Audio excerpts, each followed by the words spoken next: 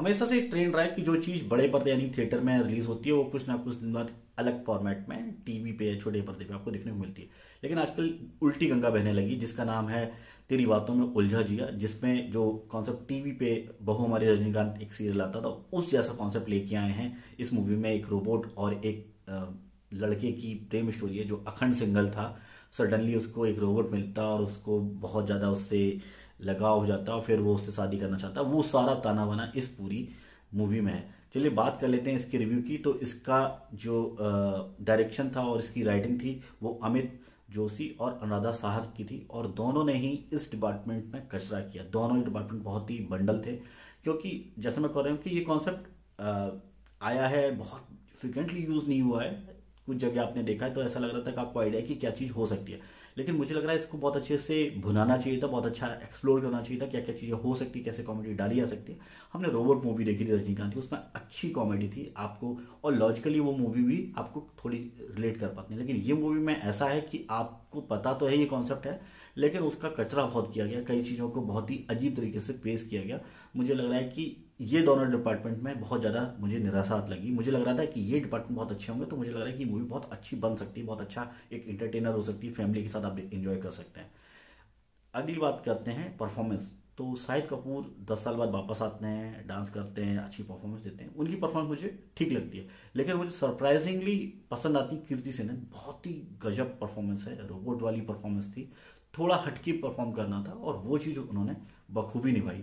पसंद आएगी आपको उनकी परफॉर्मेंस। इसके अलावा धर्मेंद्र भी थे। धर्मेंद्र की जिस हिसाब से एज हो रही है बहुत परफॉर्म नहीं कर पा रहे, अपने रॉकी और रानी मूवी में भी देखा था, लेकिन यहाँ पे भी उनका छोटा सा रोल था, लेकिन परफॉर्मेंस मुझे उनको देख के जो एक पुराना वाला एक लीजेंडरी एक्टर सामने खड़ा होता है वो चीज़ फील आती है, उनकी परफॉर्मेंस मुझे उस हिसाब से ठीक लगती है। लेकिन ओवर किया है तो डिम्पल कपाड़िया ने, बहुत ही ओवर उनका रोल लिखा भी गया है अजीब सा, और बहुत ही अजीब सा परफॉर्मेंस था उनका, बड़ा ही इरिटेटिंग परफॉर्मेंस मुझे लगा उनका।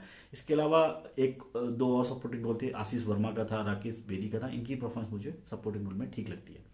बात कर लेते हैं म्यूजिक। तो ऐसा लग रहा था कि एक टाइम पे कि बॉलीवुड से म्यूजिक खत्म हो जाएगा, मूवीज बिना गानों के रिलीज होने लगी, और ऐसा लग रहा था कि बॉलीवुड बिल्कुल हॉलीवुड का पैटर्न पकड़ रहा है। लेकिन बॉलीवुड ने फिर से भी बाउंस बैक किया और गाने आने लगे हैं, आप गाने आ रहे हैं, आप झूम रहे हैं, और ऐसे गाने बहुत दिनों बाद सुनने को मिले, और इसके लिए तारीफ होनी चाहिए तनिष्क बागची और सचिन जिगर की, बेहतरीन गाने हैं। हर एक गाना, टाइटल ट्रैक हो, काली काली अखियाँ, और ये सब गाने आपको मुझे लग रहा है कि पसंद आएंगे। आप थिएटर में भी इंजॉय करेंगे, आप इसको घर में भी इंजॉय करेंगे।